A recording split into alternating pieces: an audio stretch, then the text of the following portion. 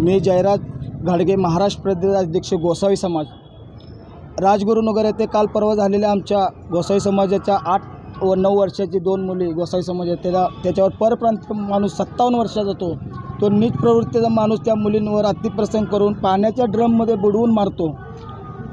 आम्ही आता 8 दिवस झाले सलग आंदोलने, मोर्चे, मेळावे काढतोय, तरी फडणवीस सरकार आमच्या गोसावी समाजाची दखल घेत नाही। का तर आमचा समाज भंगार गोळा करून उदरनिर्वाह करणार आहे, कुठे नोकऱ्या नाही, शासन दरबारी कुठं काम नाही। आमच्या गोसावी समाजाचा अंत पाहू नका।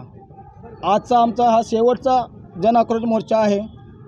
आम्हाला लवकरात लवकर आमच्या गोसावी समाजात शिष्टमंडळ नेमून फडणवीस सरकारने आमची नोंद घेतली नाही तर पूर्ण राज्यामध्ये आम्ही आमचा शासन जो होईल ते शासन त्याला जबाबदार, गाड्या फुटतील, रस्ता रोको आंदोलन होतील, त्याला पूर्ण शासन जबाबदार राहील।